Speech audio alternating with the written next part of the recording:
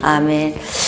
사역자 2025년도 교육이라고 하는 게 그게 다 무슨 소용이 있겠어요. 말씀 속에서 하나님 앞에 듣는 내가 어떤 자세로 하나님 앞에 맡겨주신 그 사역을 잘할 수 있을까, 또 그것을 발견하고 나는 어떠한가. 오늘 사도 바울이 말씀하신 걸 듣고 오늘 한번 체크하는 시간을 갖겠다. 오늘 이거를 나눠줬잖아요.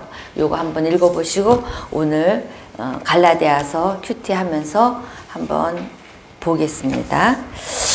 자, 오늘 큐티. 형제들이여, 내가 여러분과 같이 됐으니 여러분도 나와 같이 되기를 바랍니다. 여러분은 내게 아무런 해도 끼치지 않았습니다. 여러분이 알다시피 내가 처음에 여러분에게 복음을 전하게 된 것은 육체의 연약함 때문이었습니다.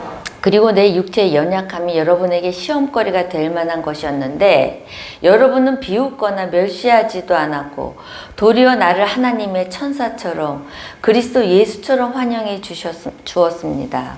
그런데 여러분의 복이 어디 있습니까? 나는 여러분에게 수원합니다. 여러분은 만약 수만 있었더라면 여러분의 일을 어디서 내게 주었을 것입니다. 내가 여러분에게 진실을 말해서 여러분의 원수가 됐습니까? 그들이 여러분에게 열심히 되는 것은 좋은 뜻으로 하는 아니라 여러분을 위하고자 함입니다. 이는 오직 여러분과 하여금 그들을 열심히 하게 하려고 하는 것입니다. 그러나 그들이 좋은 일로 여러분에게 열심을 내는 것은 내가 여러분과 함께 있을 때뿐 아니라 언제라도 좋습니다. 내 자녀들이여, 여러분 안에 그리스도의 형상이 이루어지기까지 나는 다시 여러분을 훼손하는 고통을 받습니다. 내가 지금 여러분과 함께 있어서 내 음성을 바꾸었으면 좋겠습니다. 이는 여러분에 대해 당혹감을 느끼고 있기 때문입니다. 아멘.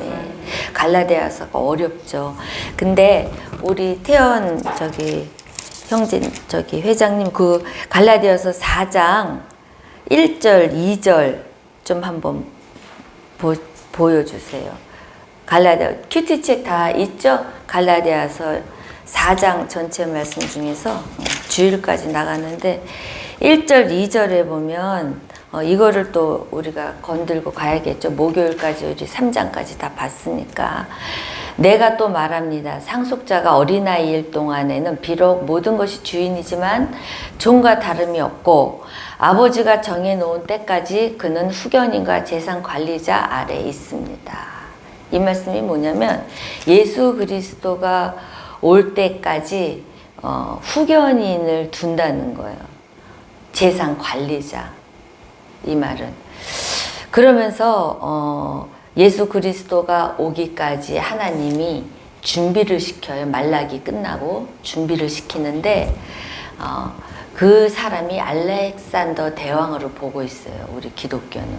왜냐하면 알렉산더 대왕이 20살에 왕이 돼서 예수님과 똑같이 33살에 죽었어요. 알렉산더 대왕이. 근데 알렉산더 대왕이 엄청난 업적을 남긴 게 기독교에 뭐냐면 언어를 공통어로, 헬라어로 공통어를 만들어 버렸다는 거죠. 헬라 문화를.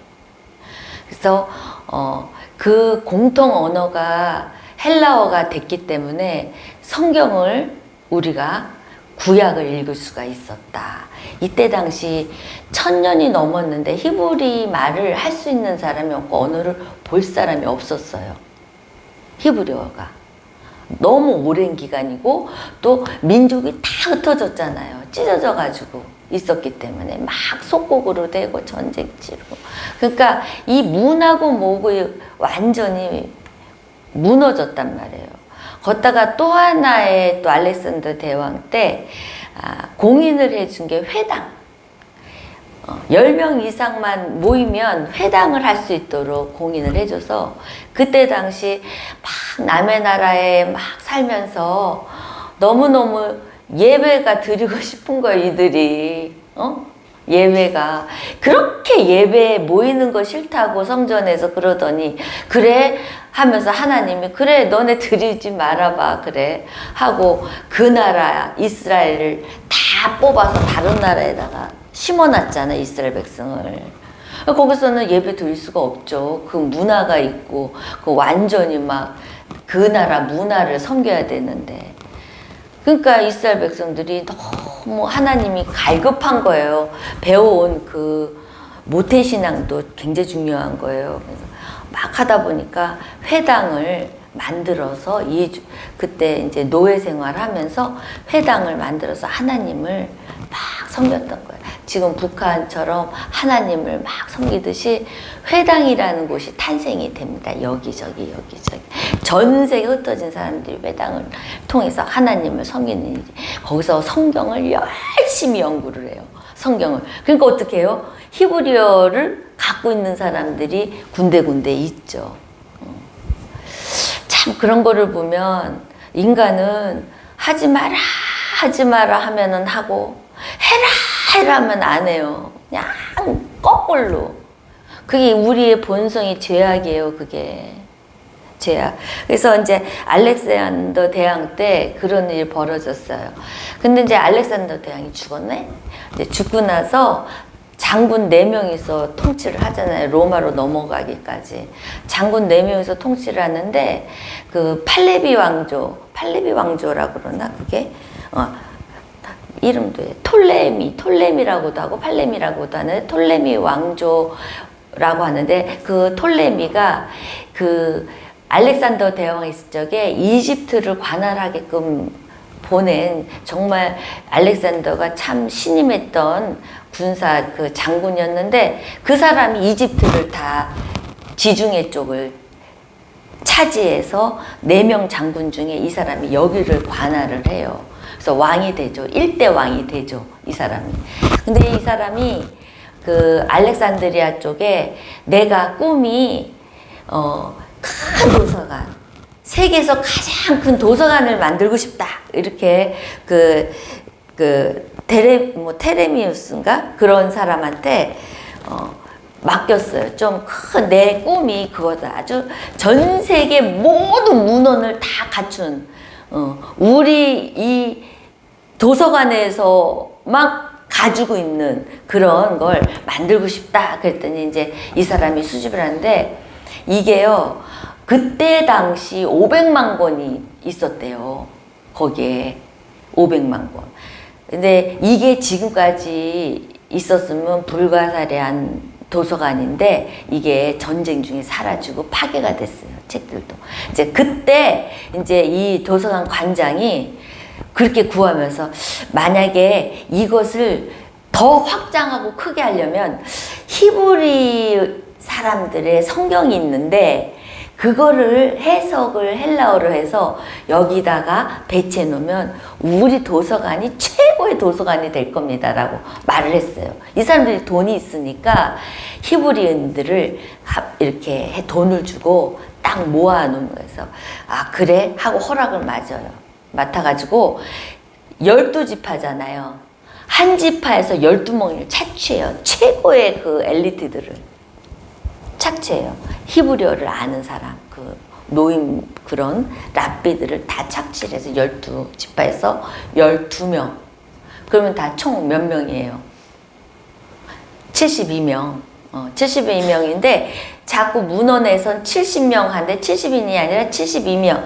이게 영어로 번역되면서 미국 사람들은요, 그냥 78일에도 70 이렇게 쓰는 그런 게 있었대요. 그때 당시. 그래서 그냥 72명 한데, 정확히 말하면 72명이 12지파에서 12명을 착출해서 72일 동안 가둬놓고, 돈이 많으니까 월급을 주고 최고의 대우를 하면서 거기서 72명이 성경을 구약부터 모세 율법부터 싹 다 히브리어를 헬라어로 번역을 한 게 지금 우리가 보고 있는 성경이에요. 알렉산더가 우리 기독교인을 위해서 진짜 큰일을 한 거죠. 후견인 역할을 한 거죠. 이제 이 말을 지금 사도 바울은 살짝 건드려 주는 거예요. 우리도 신앙생활하면서 자식의 엄마로서, 후견인으로서 자식 신앙생활을 잘 할 수 있도록 우리가 하고 있잖아요. 여러분들은 자식들을 후견인으로서 잘 하고 있습니까?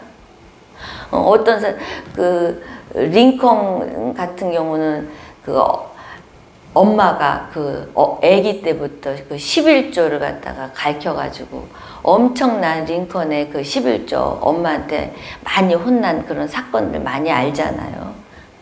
많이 알죠. 그래서 뭐 그런 말까지 달 필요는 없지만 어쨌든 그 엄마의 신앙, 아이가 다 자라서 하나님 앞에 한 존재로서 하나님을 사랑하는 한 존재로서 설 수 있도록 그렇게 후견인 역할을 잘 해야 되는데 알렉산더 대왕은 그 헬라어를 공통어를 그 그리스가 전체를 다 다스렸잖아요. 그리스가 로마가 그 다음에 이제 잡아먹었지만 로마 시대가 그리스를 다 점령을 했어도 헬라 문화를 고수했어요. 계속 헬라어를 썼어요. 대단한 거죠. 그리고 가만히 보니까 헬라 문화를 들어간 그 지중해 그 이집트부터서 거기 문화 거기는요 기독교인이 다 정착하고 살았대요. 헬라 문화에. 그래서 기독교인을 이렇게 뒷바라지 해준 역할을 한 거다라고 이제 그렇게 얘기를 많이들 해요. 그래서 우리에게는 신앙의 후견인 목사님 그렇죠? 또 직접적으로 큐티할 때 큐티를 도와주는 사람. 그래서 우리는 늘 하나님 예수 그리스도를 만나기까지 또 만날 때까지 재림하는 예수를 만날 때까지 우리가 늘 멘토가 있으면 좋죠. 내가 혼자 스스로 쓸 수 없을 적에 신앙이 좋은 그 멘토가 늘 언제나 나를 이렇게 도와주고 또 하나님의 그 믿음이 좀 약해질 적에 또 힘을 주고 근데 그런 사람이 없다면 직접적으로 하나님한테 받으면 돼. 저는 하나님이 저 신학교 너무 은혜 받으니까 저 신학교 갈까요? 그랬어요. 막 말씀이 너무 재밌으니까. 근데 하나님이 가지마. 내가 직접 말해줄게. 내가 직접 가르쳐준다고 가지 말했더라고요. 가지 말라고.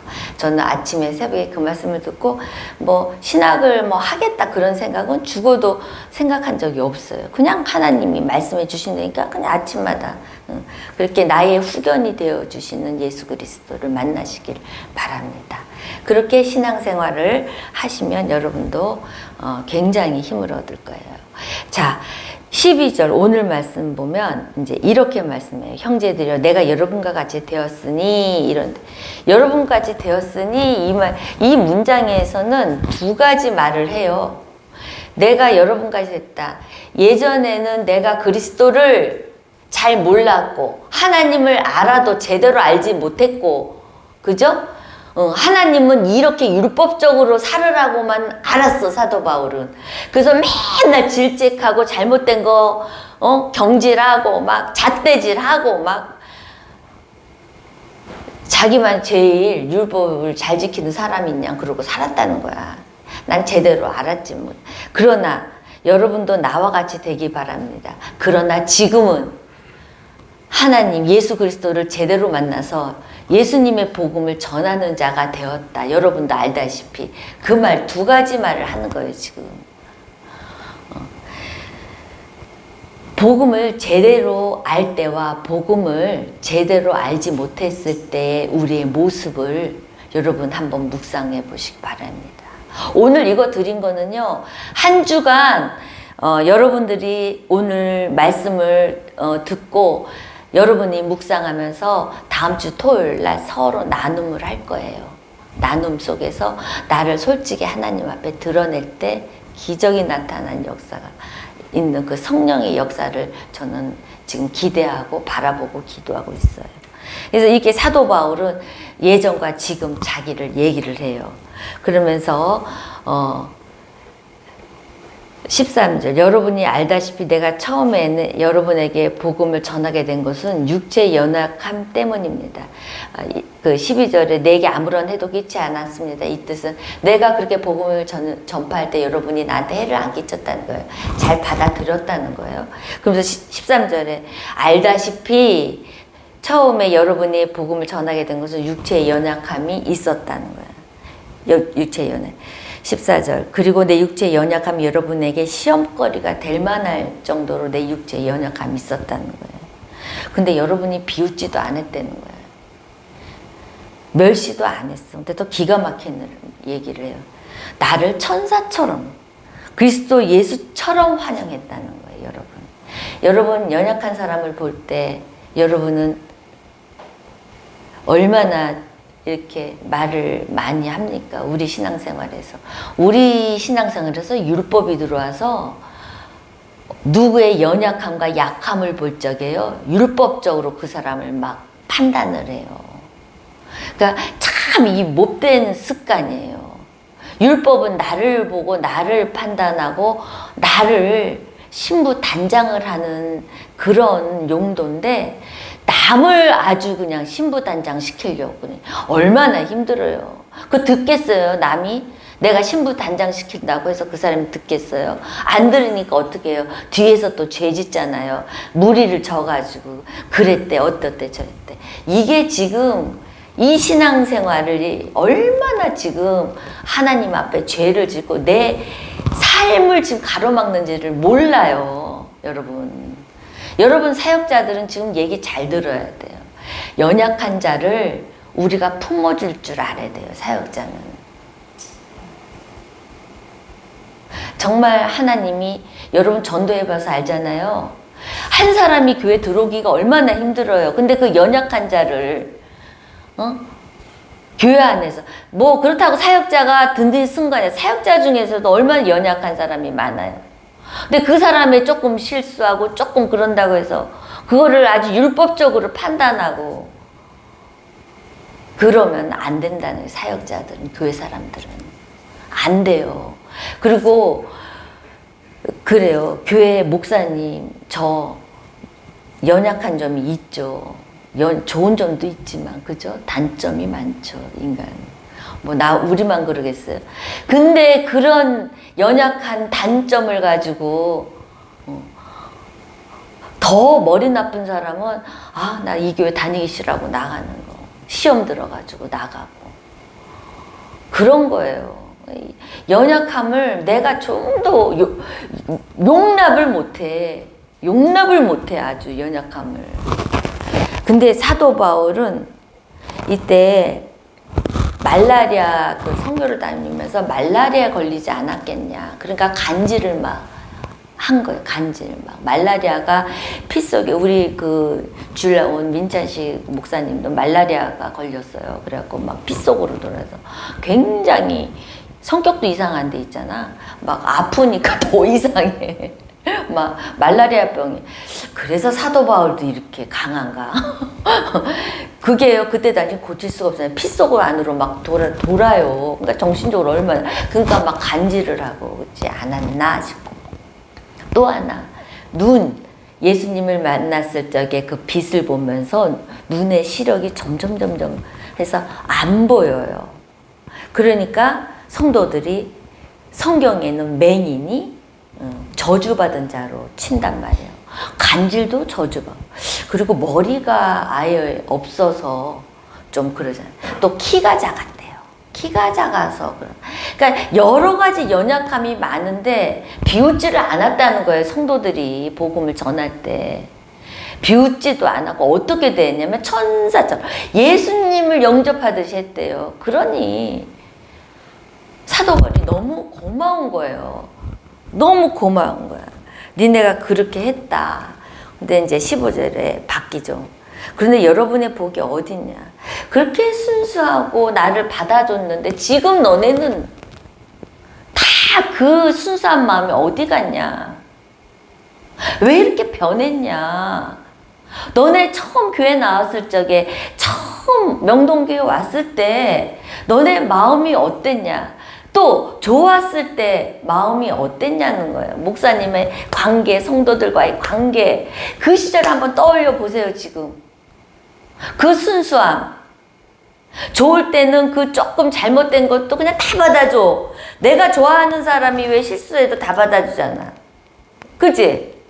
우리 지은 집사가 실수해도 이쁘니까 다 받아주잖아. 내가 이 순수함을 버리지 않도록 노력해야지. 이 뜻이에요. 이 뜻. 사람이 항상 좋은 장점만 있겠어요? 근데 지금 너네가 세상에 이런 게 어떻게 싹 다 없어지고 왜 이렇게 변했냐? 나는 여러분에게 증언합니다. 여러분이 만약 할 수 있더라면 여러분이 눈이라도 빼어서 내게 주었을 것입니다 라고 했던 그 시절 너네들 한번 생각해 보라는 거예요. 한번 생각해 보세요. 여러분들이 교회를 너무 사랑해서 막 와서 기도하고 싶고 막 목사님 너무 사랑해서 막 사모님 목사님 식사해요. 뭐 어떻게 해요. 막 좋을 때는 막 그랬던 시절 한번 생각해 보라는 거예요. 지금 어떻게 이렇게 순수한 복음을 너네가 이렇게 섞였냐 이거예요. 바울이 전한 복음 플러스 율법이 지금 섞인 거예요.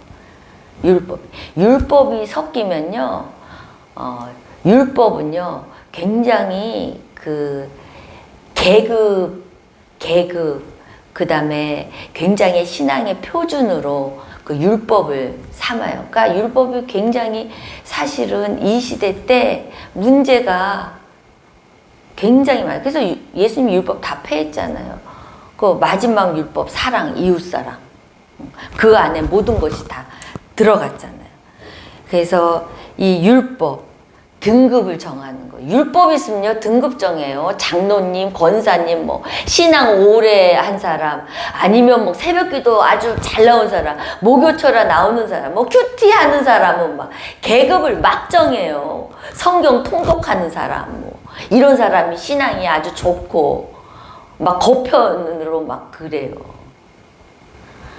근데, 이런 것들, 왜 그 순수한 복음, 첫사랑의 그 예수님, 오직 예수만이 우리의 구원이신 복음, 그거를 다 버렸다는 거죠. 그러면서 마귀가 어떤 일을 하냐면 보세요. 그들이 여러분에게 열심 내는 것을 좋은 뜻으로 하는 게 아니라 여러분을 17절, 16절은 이제 그거죠. 내가 복음을 말해서 너네와 원수가 됐냐? 아니다 이거야. 그들이 그 원수 되게 하는 자들이 누구냐면 자기 열심으로 이간질을 한다는 거예요. 교회 안에서도요, 이렇게 연약함을 막 그냥 그걸 가지고 막 이간질하는 그거로 아주 포커스를 많아요. 교회 문제 있잖아요. 그럼 교회 안 나온 사람도 다 나와요. 마귀는 그렇게 해요. 뭐 교회에 무슨 뭐 사건이 터졌다. 뭐 안 나온 사람이고 뭐가 할 거 없이 막 다 나와가지고 막 거기에서 선동하고 이 자리 저를 막 마귀는 그렇게 선동한다니까요. 그리고 어려움 당하는 사람, 약한 사람을 공격 대상으로 보고 있어요. 연약한 자를 공격 대상으로 딱 지목해요. 그래서 더 이상 신앙생활 못하고 의심과 계속 분노로 계속 자기 생각으로 막 나가 떨어져 망하게 하는 게 마귀의 전략이에요. 여러분들이 내가 하는 일이 지금 그리스도의 복음 안에서 하는 일이냐, 내 열심을 다해서 하는 일이냐를 여러분들이 오늘 생각해야 돼요. 어쩌면 내 열심, 내 신앙, 율법적인 그 표준을 삼아가지고 나에 대한 율법 표준이 있다니까요, 여러분. 들은 건 있어가지고 이거는 이렇게 하면 되고 안 되고 그런 게 어디 있어요. 율법은 여러분들이 예수 그리스도의 신부의 단장함의 용도예요. 내가 더 예수 그리스도를 사랑하고 더 예수 그리스도의 깨끗한 신부로서 맞을 준비할 단장함의 도구가 율법이에요. 이해되셔요? 이해되셔요? 그럼 어떡하겠어요? 이 율법 가지고 여러분 계속 이 율법 갖고 자기 볶아대고 남 볶아대고 나 괴롭고 남 괴롭히고 그게 율법이에요. 여기서 벗어나야 된다 이 말이에요. 마귀의 특징은 자기 열심이다. 자기 열심. 그러니까 교회 공동체에서 섞이지를 못하죠. 자기 열심으로 하면 끝. 그러니까 사람 옆에 있는 사람의 그런 거를 돌아보지를 못하는 거죠. 이해를 못하고 이렇게 해야 된다. 저렇게 해야 된다. 그래서 18절 그러나 그들이 좋은 일로 여러분에게 열심 내는 것은 내가 여러분과 함께 있을 때가 아니라 언제라도 좋습니다. 그러니까 그들이 좋은 일로 열심을 내면 좋은데 결국은 거의 마귀가 하는 짓은 결국은 하는 일을 파탄내게 해요. 파탄내. 좋은 일로 하면 얼마나 좋겠냐는 거예요. 근데 결국은 망하는 길이고 결국은 분리되는 일이고 결국은 다 상처받고 복음 외에 다른 거는 그렇다는 거예요. 복음 외에 다른 거는 다 이렇게 내 열심으로 하는 거라는 거예요. 그러니까 여러분들이 그리스도 앞에서 사역자들은 복음에 입각한 그 가치관으로 하셔야 되는데 율법을 들이대면서 하면 안 돼요. 그러니까 멈추질 않아. 무슨 일이 있으면 좀 멈추고 쉼을 가져야 되는데 이 율법이 꽉 차 있으니까 끝까지 일을 밤새도록 해야 돼요. 분주한 사람들 그리고 뭐 계속 힘들어하는 사람 보세요. 막 내 열심을 율법적으로 막 해. 성령님한테 기도하고 의뢰하고 이렇게 하다가 보면 옆 사람과 동역하게 되고 이게 잘 풀려지는데 혼자 열심히 그렇다는 거예요. 근데 그래서 지금 이제 사도 바울이 굉장히 지금 3, 4년 전에 갈라디아 그 지역에 교회를 세웠는데 문제가 많으니까 지금 이런 말을 계속 하면서 19절에 이런 말을 해요. 내 자녀다 여러분 안에 그리스도 형상이 이루기까지 나는 다시 여러분을 해산한 고통을 겪습니다. 해산하는 고통이 얼마나 아프고 힘들고 그저 두렵죠. 해산하는 고통이 두렵고 아프죠. 근데 내가 다시 하겠다. 그리스도의 뭐예요? 형상에 이루어지기까지. 여러분, 그리스도의 우리가 신앙생활하는 게 이게 핵심 포인트인데 여러분이 인생의 어려움이 닥쳐. 그죠? 바닥을 쳐. 그리고 하나님도 나를 배신한 것 같아. 하나님도 무슨 일인지 모르지만 내 기도를 안 들어. 그리고 다 단절이 돼. 운명은 나를 완전히 배신해서 내가 이제 뭘 해도 망해. 뭘 해도 안 돼. 누구한테 해도 사기당해. 뭘 해도 세상의 모든 것이 끊긴 것 같아. 나는 외톨이. 그런 시간이 와요. 나는 조금 이렇게 하나님 앞에 외면당한 같은 느낌이 올 때가 있어요. 그때 여러분 믿음 가진 사람의 그 정체성은 뭐냐면요. 그럴 때 내 마음에 도덕성과 선한 사람은 하나님밖에 없어요. 내 안에 도덕성과 선량함을 잃지 않기 위해서 믿음을 붙들어야 돼요. 까딱하면 내가 믿음이 없으면 내가 굉장히 타락해요. 마귀로. 세상 사람으로. 그러면 천국 못 가요. 그럴 수가 있어요. 그래서 이 도덕성과 선량함은 어디서 나와요? 율법에서. 율법을 내 안에 붙들고 지키는 거예요. 그래서 그것이 믿음이 되는 거예요. 그것이 믿음이 뭐라고 그랬어요? 아버지와 내가 하나가 되는 관계예요, 관계. 그리스도의 형상은 나와 하나님과의 관계 속에서 아버지를 닮아가는 거예요. 그러니까 아버지를 자녀의 삶을 사는 거, 자녀의 삶을 이제 종이 아니라 자녀가 됐는데 그걸 놓치지 않기 위해서 그때는 믿음을 붙잡아야 된다는 거예요. 믿음을 붙잡는 거. 그게 우리 그리스도인의 정체성이에요. 근데 우리는 교회에서도 사역자들이 상처를 받죠. 하다 보면 성도들한테 리더 일을 해가면 내 말도 안 들어주고 아유 너나 잘해라 이런 식의 말도 듣고 아유 저렇게 능력도 없으면서 지 일도 능력도 못하면서 무슨 리더예요. 별의별 얘기 다 들어요 여러분. 그럴 때 여러분들은 내 열심을 하다 보면 성질이 팍 나가지고 다 내팽개쳐요. 그리고 부딪혀요. 근데 리더의 아픔은 뭔지 아세요? 리더의 아픔은 여기 보세요.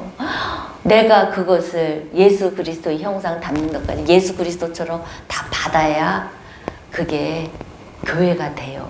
아픔을 다 받아야. 그 조그만 소리도 못 듣잖아요. 그러면 교회가 성장을 못해요. 성장을 못해. 리더의 그 정말 하나를 밀어내는 그 리더 한 사람 때문에 그 교회는 성장을 해요. 그 연약한 사람을 끌어안을 때. 그리고 그 사람이 좀 그런 모습이 있더라도 우리가 받아주고 서로 간에 기도해주는 그런 모습이 있었는데 사실 우리 명동교회 이게 전혀 없었어요. 전혀 없었어요. 그러니 우리가 해산한 그 고통을 무섭고 두려워서 내려놓고 또 딴 교회 가고 교회가 가장 어려울 때 목사님이 가장 정말 피 말리는 시간이 있을 때 그 도덕성과 그 선함을 잃고 나가잖아요. 그것도 최고의 지도자 여러분들이 그래도 이 교회의 중추 역할이다 하는 사람들 밑에 사람은 안 나가요. 교회를 흔들기 위해서는 제일 최고 사람이 나가요. 그래서 교회를 목사님을 더 힘들게 하고 교회 성도들을 더 힘들게 해요. 한 교회를 막 좀 일어서려면은 막 흔들어요. 그런 지도자들이 사역자들이 평신도들은 그렇게 안 해요. 그리고 마귀는 평신도를 안 건드려요.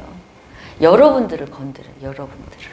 지금 여기 앉아있는 분들은 2025년대는 여러분들을 건들 거예요. 아마 더 하나님 앞에 가까워지려고 하면 할수록 더 건들 거예요. 그럴 때 어떻게 하겠어요? 그때는 도덕성과 선함을 가지려고 믿음을 갖잖아요. 그러면 회개를 줘요. 하나님. 회개할 때 이 도덕성과 이 선량함이 나와요. 기독교인이 이게 없어갖고 지금 이렇게 타락한 거 아니에요. 회개가 없어갖고. 내 자신의 회개 말이에요. 남들 교회가 회개하는 게 아니라 내 자신의 내가 믿음이 지금 힘들고 어렵고 상황이 힘들 때 회개를 잃어버리면 성령의 능력을 나타낼 수가 없고 기적이 나타낼 수가 없어. 믿음이 빠졌기 때문에. 그래서 여러분 힘들고 어려울 때는 내가 잊지 말아야 되는 거는 회개해야 돼요. 회개해야 돼. 회개해야 돼. 나는 열심히 살았고 난 열심히 예배드리고 했는데 이게 뭐예요가 아니라 하나님 내가 이런 거 잘못한 것 같아요. 근데 희한한 거는 회개가 무슨 회개를 했지 생각이 안 나는 사람이 있어. 참 그게 얼마나 무서운 일인지 몰라. 회개를 해. 회개를. 그러니까 회개가 생각이 안 나. 그 회개가 없지. 그러니까 계속 나의 믿음의 정체성은 흔들려가지. 그러니까 어떻게 해요? 세상으로 나가게 되지. 마귀와 이제 친해지게 되지. 그러면 하나님은 가만 또 안 놔두죠. 또 하나님은 쳐서라도 데리고 오죠. 그렇게 하지 않기 위해서는 오늘 내 말을 잘 듣고 회개함으로 내가 만약에 힘들고 어렵다 그러면 회개함으로 하나님 앞에 바로 세워지는 사역자가 되시길 바랍니다. 우리는요 절대적으로 특히 사역하신 분들은 도덕성 잃으면 안 돼요. 도덕성 잃어버리면 안 돼요. 우리 한국 기독교가 이렇게 교회도 많고 성도도 많은데 왜 이렇게 도덕성이 무너져요? 왜 이렇게 도덕성이 없어요? 그리고 왜 이렇게 선량함이 없어요? 왜 이렇게 착함이 없어요? 하나님의 형상이 없는 거예요, 우리는. 어떤 일에도 그냥 대항하려고 그러고 내가 나타나려고 그러고 아는 척 하려고 그러고 좀 모르면 어떻고 부족하면 어떻고 대학점 안 나오면 어때요? 좀 고등학교 졸업하면 어때요? 그냥 무시하고 그리고 뭐라도 그냥 나왔다고 하고 막 뭐든지 막 유튜브가 결국은 사실 정확한 정답일 수도 있지만 아닐 수도 있어요. 그러니까 유튜브 보고 아는 척 하지 마세요, 정말. 그래서 나는 김수미가 죽었대요, 사모님. 그래서 에휴 그거 저기 뻥이야, 유튜브 가짜 많아. 그런 와중에 나도 한번 검색해봤어요. 그랬더니 정말 별세 75세 하더라. 진짜 죽었네. 그만큼 이 정보들이 정확한 게 아니니까 나도 이제 찾아보게 되더라고요. 자, 이런 해산의 고통을 여러분들 2025년에 받아야 됩니다. 해야 합니다. 알았죠? 누가 뭐래도 아파도 해산을 하세요. 해산을 하세요. 이거 없으면 우리 교회 성도들 성장 못해요. 우리가 여기 있는 사람들만이라도 서로 좀 연약한 부분이 있고 좀 힘든 부분이 있다. 그러면 좀 도와줘요. 그리고 좀 아껴주고 좀 그래요. 아껴주고 내가 내 몸같이 우리끼리라도 여기 앉아있는 분끼리라도 2025년 손잡고 우리 가야 되잖아요. 그래야 성령의 역사가 여러분의 삶 속에 일어나잖아요. 그게 믿음입니다. 마지막 20절 내가 지금 여러분과 함께 있어서 내 음성을 바꿨으면 좋겠습니다. 음성은 뭐냐면 막 언성을 막 높여요. 막 각오를 시키는 거예요. 막 각오를 시키고 왜 그러냐면 사도 바울이 지금 언성을 막 높이는 건 자기의 죽음이 이제 얼마 안 남았다는 것을 직감하는 그 내용의 헬라어가 들어있어요. 내가 좀 있으면 이제 얼마 안 살고 죽는다. 그렇기 때문에 여러분에게 그 신앙에 섞여 있는 찌꺼기들, 불순물들을 제거하기 위해서 해산의 고통을 내가 이제 다시 하고 이제 여러분들에게 언성을 높인다. 어쩌면 저도 제가 자꾸 강단에 올라와서 미안한데 어쨌든 이제 저희도 끼케야 10년이면 좀 젊게 살지 않겠어요? 70이 넘으면은 이제 할머니고 완전히 이제 그때는 말도 막 어눌할 거 아니에요. 이제는 끝났죠.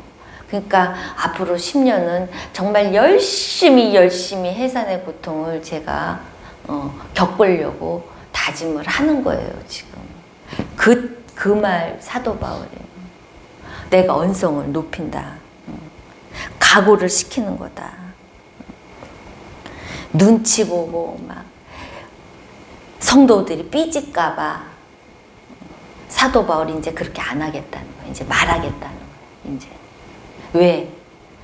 그 사람을 위해서죠. 해산의 고통을 내가 그 사람을 통해서 후견이로서 해야 되니까. 여러분 여기 앉아 있는 분들 내가 막 얘기를 하고 언성을 높여도 받아들이셔요. 이제 2025년도는 여러분들이 같이 손잡고 가야 돼요. 여러분들이 맡은 사역은 정말 그리고 우리는 하나님이 여러분들을 목사님이나 나나 여러분들을 어떻게 해야 된다라고 가르치기 위한 목사 사모가 아니에요. 여러분들이 어떻게 살아야 된다. 응?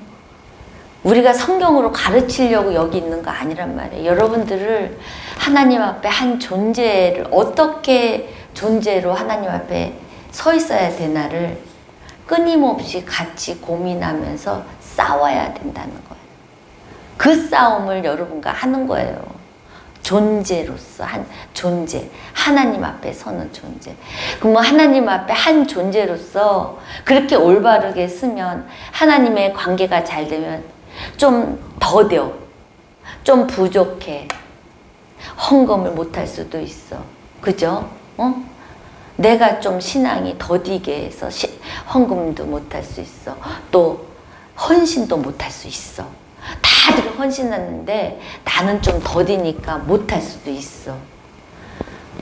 그래도 좀 더디 가는 상황에 있더라도 내가 자원함으로 하나님 앞에 사랑하는 마음으로 나올 때까지, 예배할 때까지 우리는 한 존재로서 서야 된다는 거야. 싸워서, 또 그것을 서로 간에 싸워서 하나님 앞에 영광 돌리는 한 존재로 우리가 살아가길 원하시는 하나님의 그 뜻을 우리가 전하는 거예요, 여러분에게. 그래서 우리가 뭐 교회에서 뭘 얼마나 뭐 해야 되냐, 뭐 해야 돼, 그게 아니에요. 내가 하나님 앞에 자원함의 헌신, 자원함의 드림, 다 자원함의 예배, 그걸 하나님 기뻐하지 않으시겠어요? 막 힘들어 죽겠는데 나와갖고 처음에 나온 거야. 화가 나는 거야. 안 나오면 목사님이 또 안 좋게 볼까봐. 그런 게 아니라, 그렇게 어떻게 살아라 하는 목사님이 아니라 정말 하나님 앞에 어떤 존재로 서 있느냐. 우리 명동교회 성도들은 그런 신앙의 표준을 삼고 갔으면 좋겠어요. 여러분부터 그런 삶을 살 때 여러분이 또 케어하고 섬기는 지체들, 또 사역 부분들, 하나님의 성령의 역사가 일어날 줄 믿습니다. 그래서 오늘 이거를 드렸죠. 이제 이해가 갈 거예요. 내 안에 있는 믿음, 지금 내 안에 있는 믿음이 그때는 어땠었어요? 처음 명동교회 나왔을 적에, 또 처음 목사님과 또 사모님 만나고 우리 교회 나와서 신앙생활 할 때 어땠어요? 근데 지금은 어때요? 내가 지금 내 모습은 어떠고 있어요, 지금? 그거 한번 묵상하면서 솔직하게 한번 적어보세요. 뭐 사모님, 목사님 욕해도 상관없어요. 한번 솔직하게 하나님 앞에 고백했어요. 그리고 내 안에 잘못된 열심이 있는 것들이 뭐예요? 율법으로 지금 내가 어떤 열심을 갖고 해요? 혹시나 내가 잘못 알고 할 수도 있고, 마귀가 나를 막 경록해 해서 할 수도 있고, 그런 거, 열심들. 그리고 내 안에 섞여져 불순물 믿음이 무엇인가. 이 생각이 안 난다. 이거 참 큰일이에요, 우리 사역자들. 이거 한번 솔직하게 적어보고 찍어서 저한테 한번 올려보세요. 주중에 찍어서 올려보고 다음 주 토요일 날 한번 잠깐 나눠보는 시간을 가지려고 해요. 이거 써서 올리세요. 올려도 되고, 뭐 안 올리면 제가 그날 발표시키면 되니까, 안 올린 사람들. 그러면 되니까 여기 앉아있는 사람 모두 다 써서 저한테 올려주시고 그러면 좋을 것 같아요. 그래서 여러분, 우리 사역자들 내년에 이제 우선 하나님 앞에 내가 어떠한 자세로 나가야 되냐를 오늘 말씀 기가 막히죠. 이런 모습을 했는데, 제가 한번 그것을 한번 적어봤는데, 어떻게 조금 이해가 됩니까? 어떻게 해야 되는지 마음에 좀 오고 있습니까? 오고 있어요? 안 오고 있으면 다음 주엔 더 길게 한번 해볼게요. 강하게. 그리고 제가 말했죠. 이거 찍어서 안 올린 사람은 발표하시면 돼요. 걱정하지 마시고 저한테 찍어서 카톡에 안 넣어줘도 돼요. 저는 발표하고 싶어야 하는 사람 올리지 마세요. 발표시킬 거예요.